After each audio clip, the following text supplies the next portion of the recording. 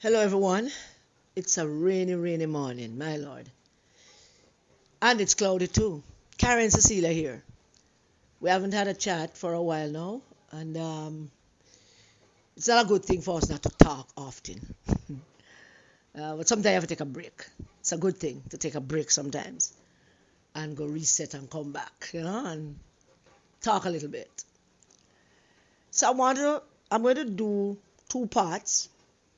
This video is going to be a two-part video, and its primary purpose is to look at the whole renouncing of British citizenship that has been swirling around and engulfing Mark Jefferson. And so that is primarily what we're going to be looking at. But before I go into that, I'm going to part one, and then I'll do a next one, part two, because it's a lot. It is a lot. I don't want to bore you with a long thing, so I want to give it to you in two parts. And maybe if it's too long, I will probably do three parts, because I want to make them short parts to give you an opportunity to keep your attention on what I'm saying. So I trust everyone is okay, and Beryl didn't do so badly. In Jamaica, we survived, and Beryl didn't treat us that bad. I want to big up the Jamaican people who spoke to the international press, how impressive they were in their arguments to the press. They were not throwing blame on anyone. They were just there saying them thing about what happened to them businesses and stuff like that. And it was a great showing of patriotism by those Jamaicans who spoke to the international press, CNN and MSNBC, particularly the people who spoke to CNN. So I want to big up all of you Jamaicans. I want to big up all the Jamaicans who not only secure your own home and secure your supplies, but also helped someone. There's a lot of lot of Jamaicans out there who actually helped someone and helped someone to be secure and helped someone to have a bread and a tin of mackerel. And I want to big you all up. I know a few of you. I want to just big you all up. I want to big up my senior citizens, them that I go check Tuesday and Wednesday morning to sort them out. Complaining to me that them hear a lot of things about things that I'm saying, and me dep on the internet something. But nobody now them can't hear nothing. Them only hear people that talk, and because them don't have no internet nothing, and the young people them around them will have the internet something. Now make them listen to that. Some have got arranged for my senior citizens them to have proper internet thing, so that them can get to listen. But them here, and them wanted me to know that they hear, and I bless them. Bless my senior citizens and my vulnerable people in the communities. So I have a few things I want to say about hurricane preparations before I go into this thing.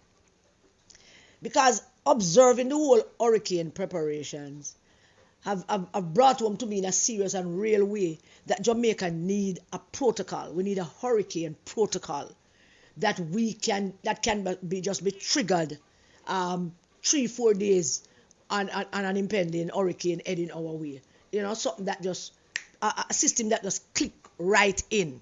A system that guides vulnerable and senior citizens as to where them can go pick up a package with some tin stuff. A system that tells senior citizens and vulnerable people where them can go pick up a tarpaulin, where them can go pick up a bottle of water. A system that is not only national but also local. Parish protocol and a community protocol that seeks to primarily help the vulnerable and our senior citizens who can't up and down to handle the whole anxiety of an impending hurricane. Preparing for hurricane has become somewhat of a psychological, a physical, and emotional battle. It is draining. It is very, very draining to be doing all the things that you need to do to prepare for a couple of hours of hurricane. And people prepare as if it's going to be most people prepare as if it's going to be a 3 or 4 day event. That's how people prepare about this whole part of things, and people spend money where them really don't have, and it is a psychological trauma that comes with the preparation for a possible disaster. It is. And we're not downplaying that. It is a psychological trauma that comes with it. People don't even realize how traumatic it is for them until you see the confused people in the supermarket. The people with very little money, you observe them in the supermarket and them in the bread aisle. Them in the aisle with the bread, the biscuit, the snacks. Them in the aisle with the soda and the water. Them in the aisle with the mackerel and the sardine and the tuna and the mac and cheese. Them in those aisles, them pack up in those aisles. And if there are 3-4 of them, as I saw, like a family of maybe not a family, but maybe 3-4 people with a trolley, one trolley, and the 3 of them are trying to decide what they're going to put in that trolley. It is exhausting and it is traumatic. And people not buying luxury items to prepare for hurricane, but we need a better protocol that can be triggered upon an impending hurricane. It would help people prepare better psychologically and emotionally.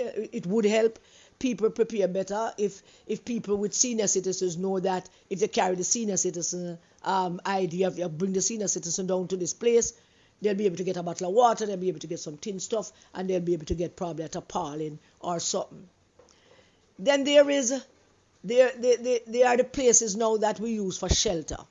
With everybody, people asking where we are going to go, and people trying to decide which part they are going to go. They are going to go over St. Mary's Church, they are going to go to the Seventh-day Adventist Church, they are going to go to a church, and a church will lock up the body, they are going to a church. People don't know. People just don't know. And I'm talking about people in low-lying areas and people in areas that flood is more possible and landslide is more possible. Where can they go? So we need a protocol that outlined to people where the centers are for you to go seek shelter, and if you know your place not Kasserine, and you should go early, what time you should go, what you should carry with you or not carry with you. Because that protocol could also include that those shelter places have the necessary things. That shelter place have the water and the tin stuff, and people just have to carry them bed linen and make themselves comfortable. Carry them on tissue too and make themselves comfortable. But there's no protocol, and it is in a frenzy. I must say, however,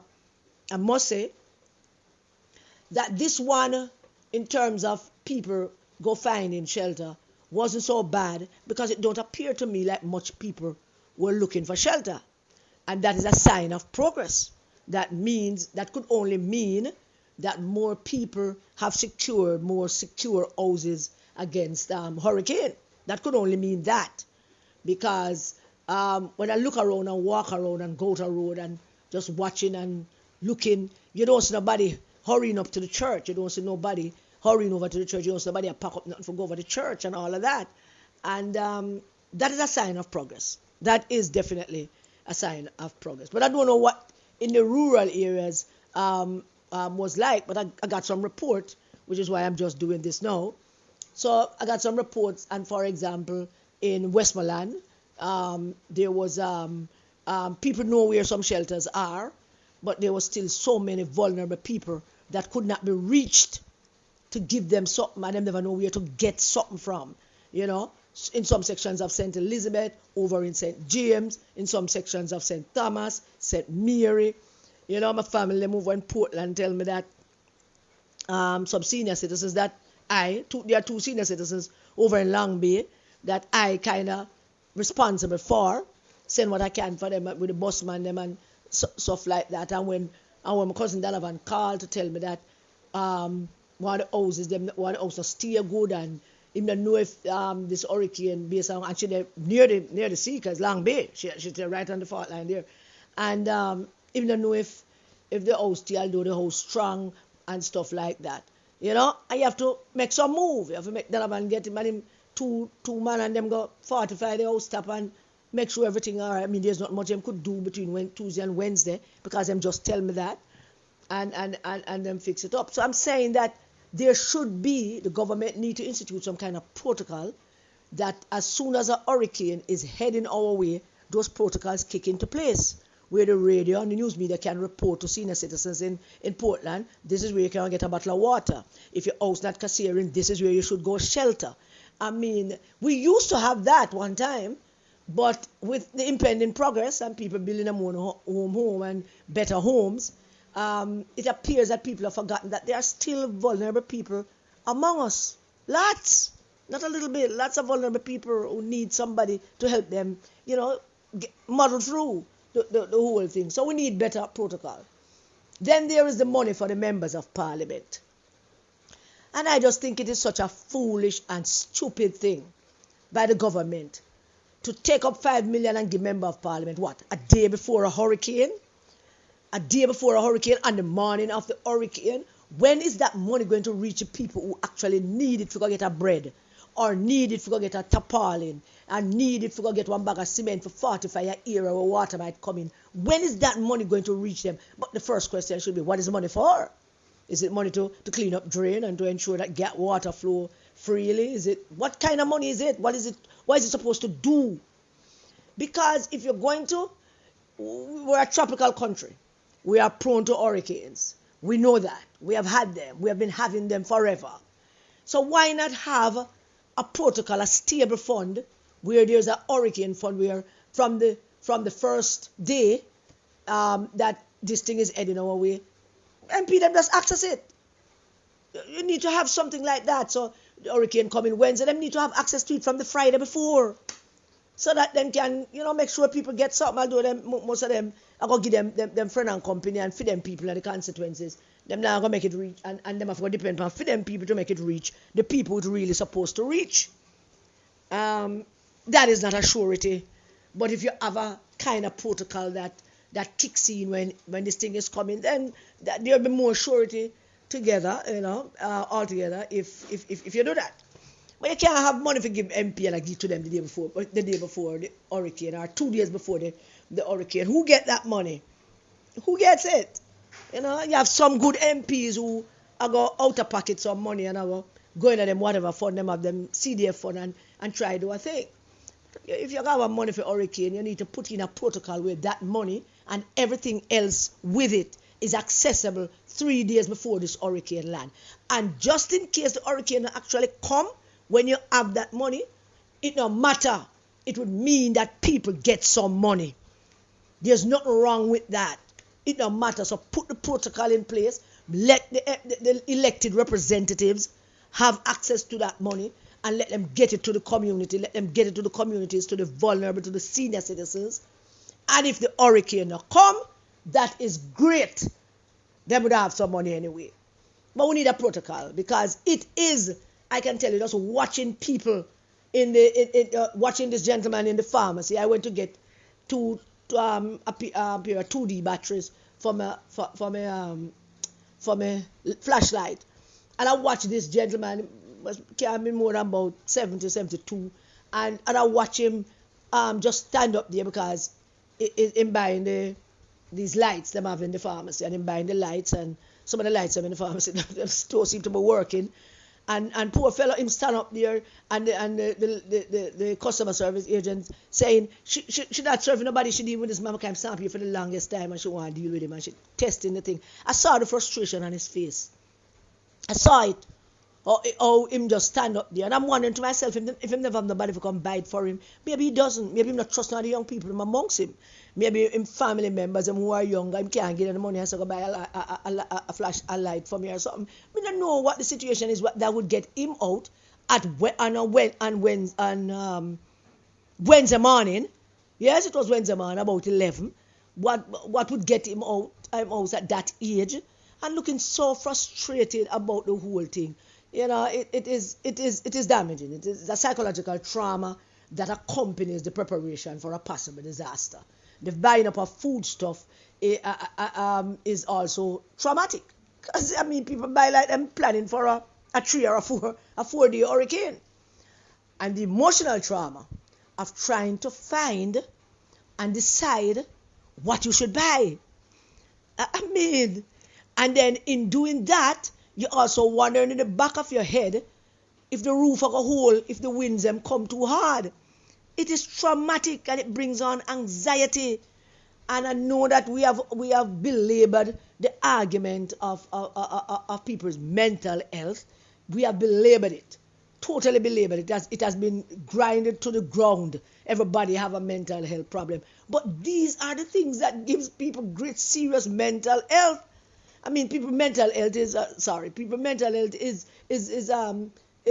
disrupted and sent in a wrong direction. I mean, the wires are crossed when you have to face these things. You know, the emotional trauma of trying to find everything that you need, trying to decide what you must buy, and then wondering in the back of your head if a damn roof are blow off, if the rain are too heavy, and the damn too zinc them, and I wonder if the nail on the one good, I wonder if it was some more nail. Maybe I should go over the area and get half dozen more nail. Boy, I mean, I know. A gentleman came to check me to give me some things for my senior citizens them, and him asked me if I have any concrete nail, cause him say him go about 3 different, and I was Wednesday morning.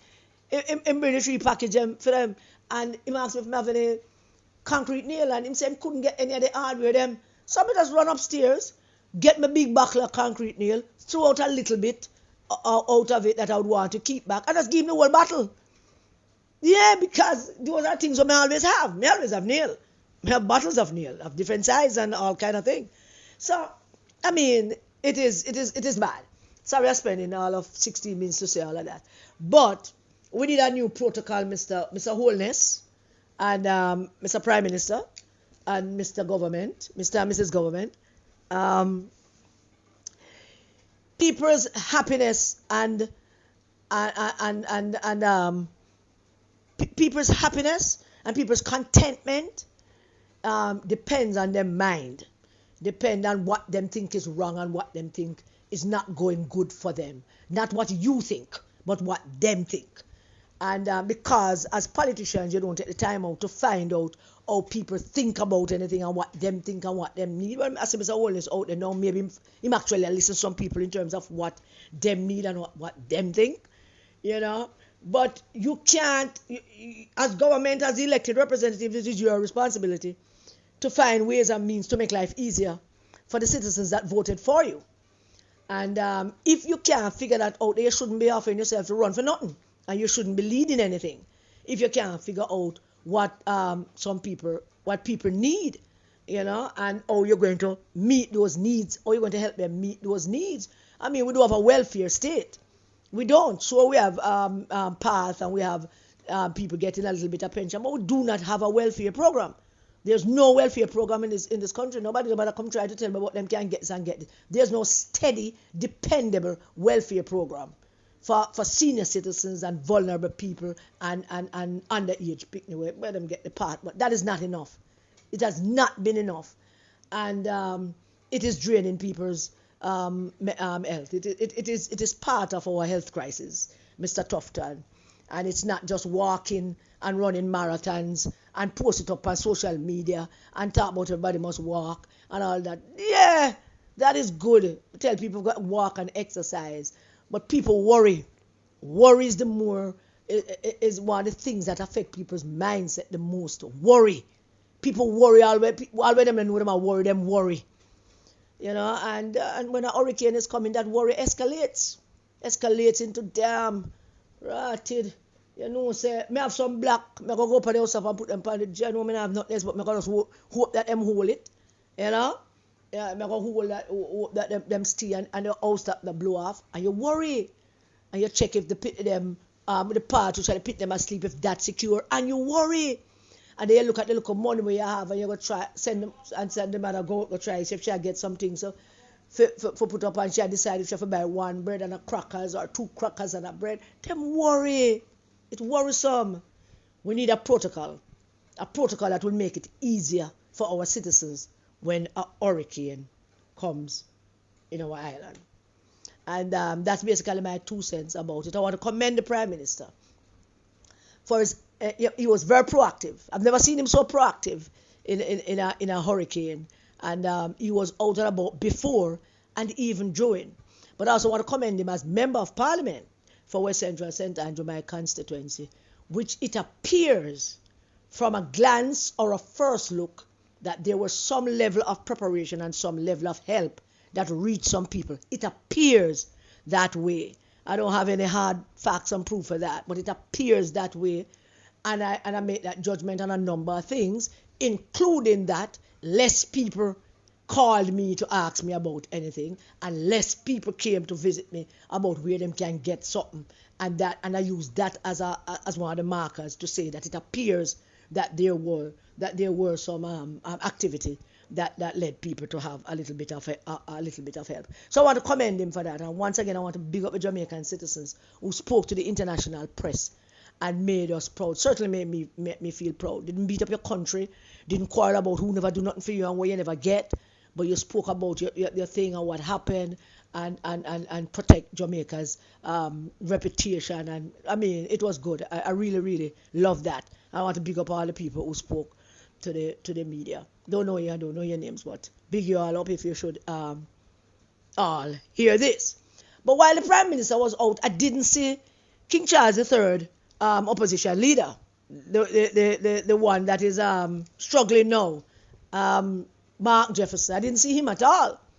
So if somebody have a video of him out and about doing something, please let me know, because or send it to me, because I don't see him, and I don't know if he was out. I don't want to cuss and say him wasn't, because I don't see nothing, and me don't see nothing don't mean him never out. So if somebody have something of him being out, then show it to me, because this is politics. It is a disaster, but it's also politics, and politicians must know that you have to be seen to be believed. And if you're never out there, if nobody don't see you, then nobody not gonna believe that you were there. And historically, both our prime ministers and leaders of the opposition have been out during a disaster. I can't recall one hurricane that we have had where both leaders of both parties not out chatting up themselves and saying what they have to say and make themselves look good and visible and all of that. But I really have not seen a single thing from King Charles III, this loyal opposition leader. I haven't seen a thing. So if you know something, please let me know, because if nothing on the surface, then I'm going to take him to task about it. So let me know. All right, if you don't see anything of Marky G, and let me get it. So now let me start this first part, and I've already gone 22 minutes, and I don't want to spend too much time. I don't want to bore you, but this is important. Some of what I'm about to say, which is the first section of this, of what I have to say about this renouncing thing and Mark Golding British citizenship thing. And some of what I've had to say, I wanted to say from Mark Shields, did that tweet telling us that, using words like bollocks, which is basically to tell us to shut our mouth. It's a British word to tell us to shut our mouth. And people have asked me in my community, particularly my hairdresser. I'm so surprised by my hairdresser, who said, don't trouble Mr. Shields, I beg you, don't trouble Mr. Shields. And then the community people say, leave Mark Shields alone. And I suppose him and them did have some kind of relationship when he was walking around pretending to be a good deputy commissioner of police back then. But not quarreling with him, not cussing him off or quarreling him. All the things that I had to say to him, I delete them. All the notes that I had made, I delete them a long time, so I don't have nothing to say to him. However, there are some things I had intended to say, which would have been included in what I had to say about him. And one of the things that what his tweet did was brought home to me some realities about how some people in Jamaica think about these things. How some people, some elitists mostly, and some middle elitists and some trying to be elitist people, how they feel about this whole British citizenship thing. And as I say, it's going to be 2 or 3 parts. And I went, and Mark Shields' tweet sent me into deep research, because admittedly I don't know much about the United Kingdom political system. It's a Westminster style system. It's a constitutional monarchy. Those things I know, how they operate. I know that the United Kingdom does not have a constitution. There's no written constitution in the United Kingdom. They go by laws and statutes and agreements and whatever else that them write and talk about and stuff like that.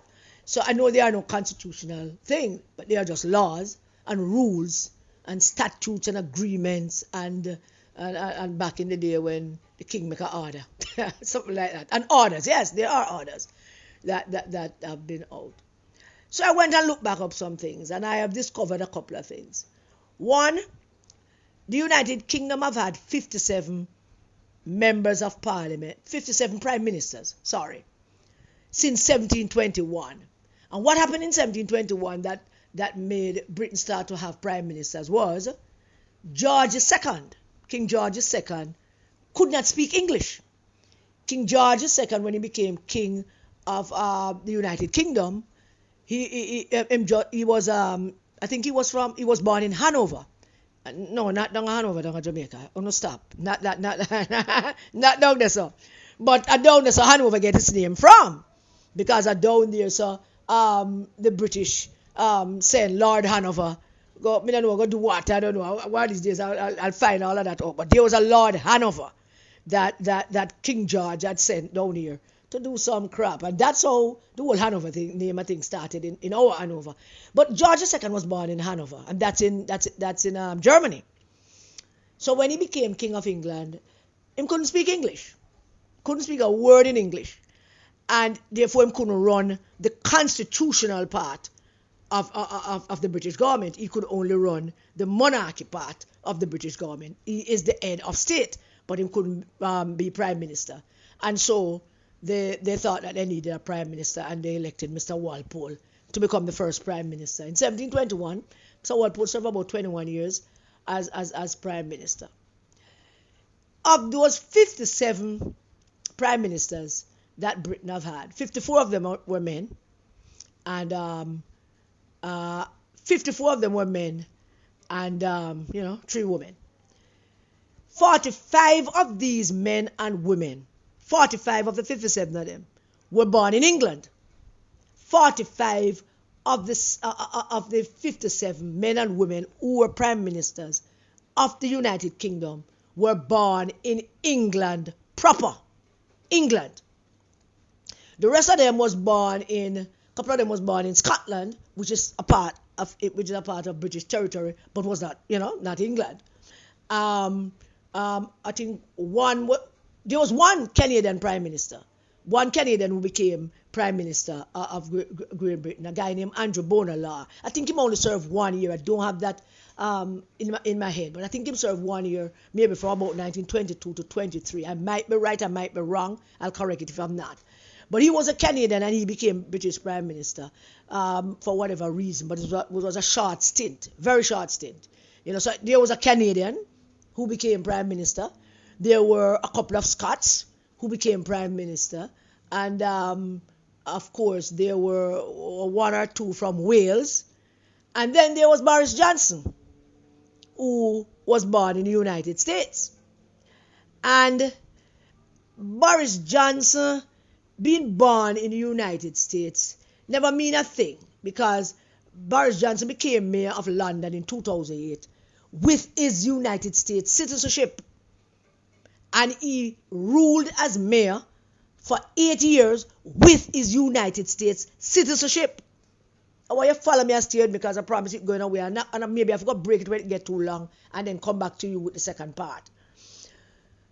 When he became a member of parliament in 2015, he became a member of parliament in 2015, and then Theresa May made him Secretary of State in 2016.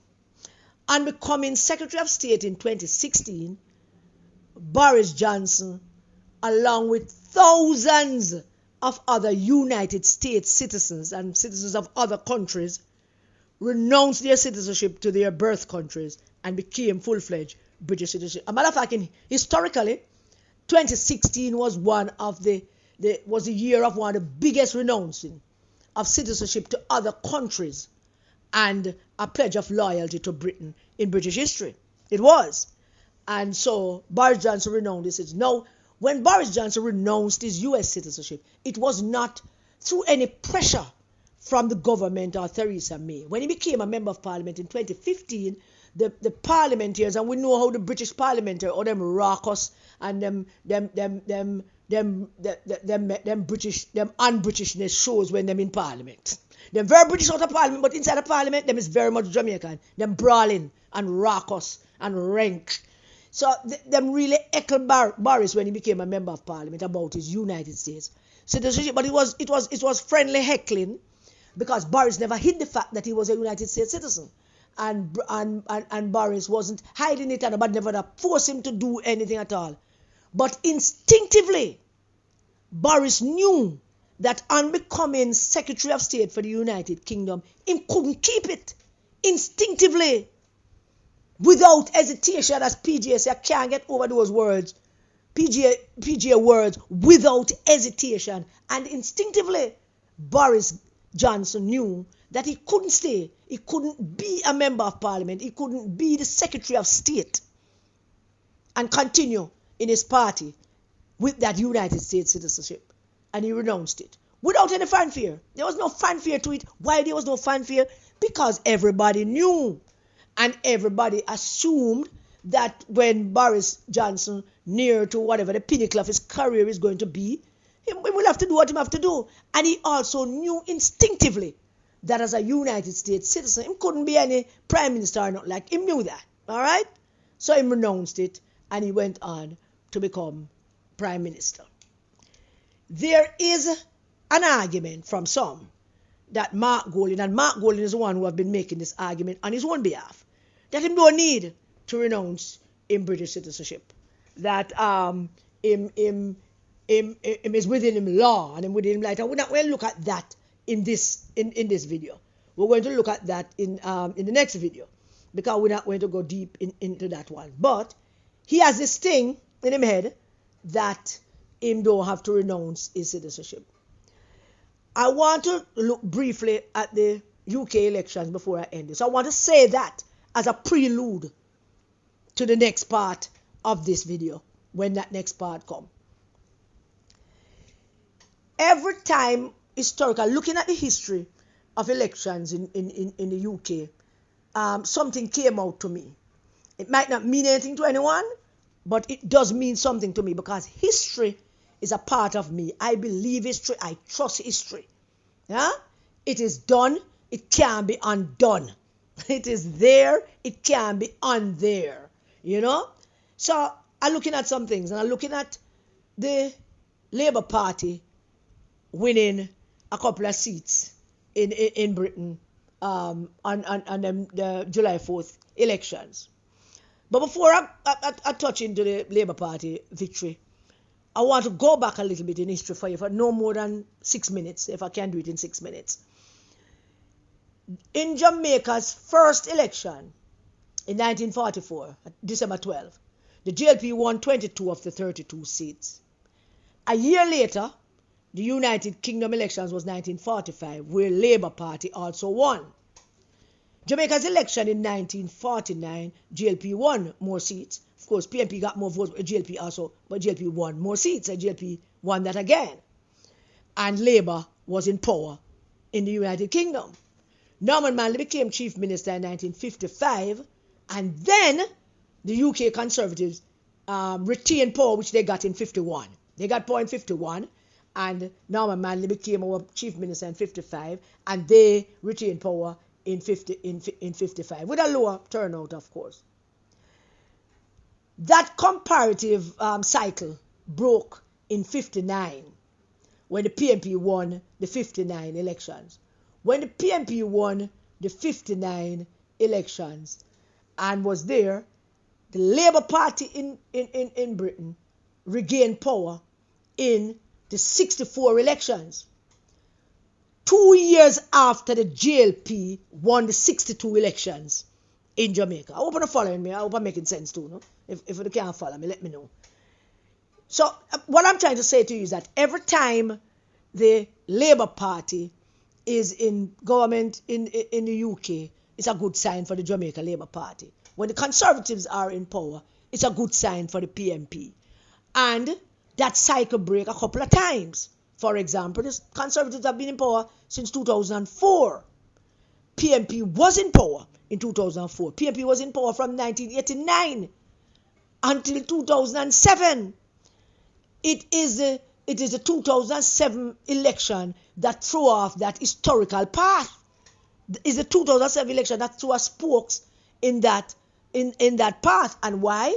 Because times have changed in terms of how elections are seen, and our election cycle is not hard and fast set like the British election cycle. Them don't miss when them going to do it, or them can call it before, but the British election cycle is a little bit different from ours. Ours is always a little topsy-turvy and depending on political one-upmanship and the Prime Minister who controls the day running the thing. So Labour took back power in 64 elections, and the JLP won the 62 elections, and Labour won again in 66 while the JLP was still in power. Then the Conservatives took it over in England again. Then the Conservatives took back power in 1970, and the JLP won 2 years after in 72. And then 74, Labour reclaimed power, and the PNP took power in 76, lost in 80, and never gained back power till 1989. So the cycle broke in 1979 when the Conservatives took power in 79 and held it until 1997 when Tony Blair came and mashed that up. During that same period, the PNP took power in 89 and held it until 2007. We said that already. And that was 3 years after the Conservatives took power in 2004. Yeah, PNP lost in 2007 after the Conservatives in the United Kingdom took power in 2007 and held it until this July 4th, 2024. And now, Labour is back in power. And based on all of this, I hope one of these days I can actually go through it properly for you. But based on all of this seems to be a good sign, verbiage as it might be, a good sign for the JLP. But there are some things to consider in this new dispensation.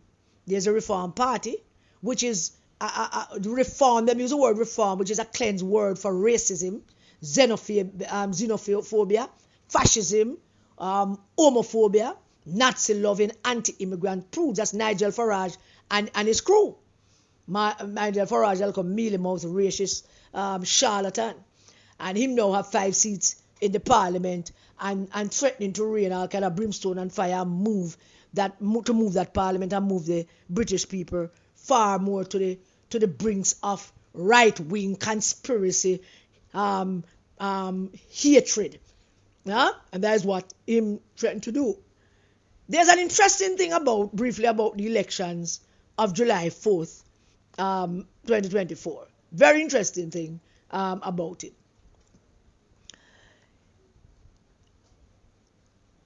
The new Prime Minister, Keir Starmer, is a socialist. Yeah, Keir Starmer is a socialist, kind of Biden type kind of man.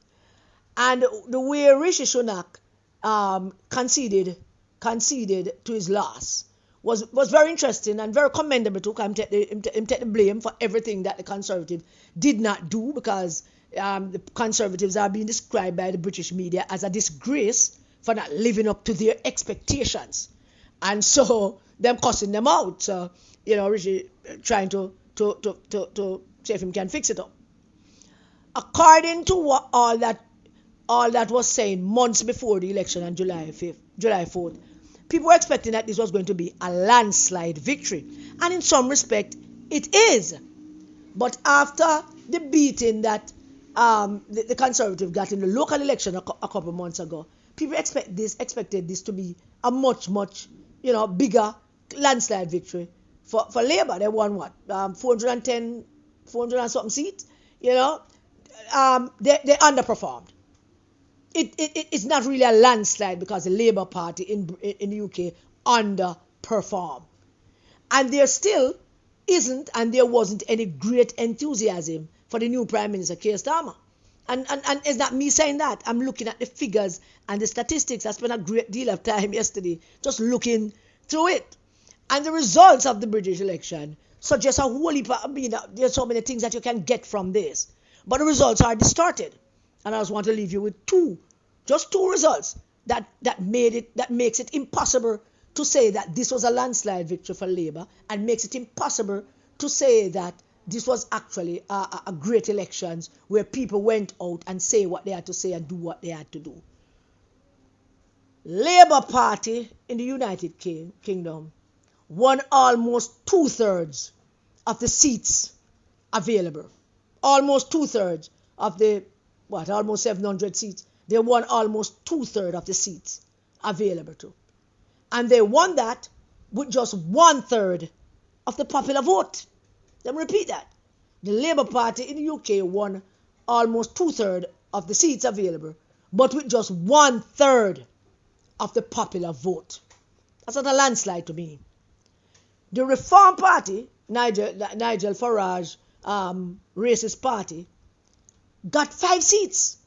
And with all the excitement that he was creating, because he was the darling of the conservative media in Britain and the darling of the conservative media around Europe and all the conservatives around Europe, he was making the most noise in the country. I mean, people start touting him to be a prime minister material. But with all the noise that Nigel Farage was making, he got 5 seats. 5. And believe me, 5 seats is frightening for the kind of politics that him and the man named Tice, that one also, I think he was the chairman of the party. I don't remember his first name, but Tice is his last name. Him and Nigel Farage win, and they won 5 seats, and that is frightening. That should be frightening for any democratic institution. But I think the British have it under control. And he won those 5 seats with 4 million votes. The Reform Party won 5 seats with 4 million votes. And you ask me why I said the election result was distorted. Well, this is it. This is why. He won 5 seats with 4 million votes. And the Green Party, because I hope a party down there, the Green Party won 4 seats with only 1.9 million votes. Now, who do the math? Who go look at the statistics and who can look through it. I don't particularly have any interest, any great big interest in British politics and British voting system. And all that. I basically don't have an interest in it. But when I look at these results, I just had to make it known. So Reform Party won 5 seats with 4 million votes. The Green Party won almost the same amount of seats with less than half of that 4 million votes. Pardon me. Something wrong with that. Something wrong with that. I don't know yet. I don't know if I want to look into it in deep. I might ask the research people to look deep for me, because nobody is available to me, so I have to do my own research now until everybody get back light and all the rest of it. And so that is that. I just started landslide victory that isn't really a landslide. You win 2/3 of the seats with just 1/3 of the popular vote. That is not a landslide as far as I am concerned. But I'm going to break right here, sir. I'll leave you with that, and part 2 will be coming up shortly. And just do me a favor, please like the video, give a thumbs up, put in a comment if you feel like, tell me if I said something wrong, and disagree with me if you want, and share it, please. And if you have not yet subscribed, please do subscribe. So thank you very, very much for listening to my rant. God bless you all. Continue to stay safe, everybody, and keep the children safe.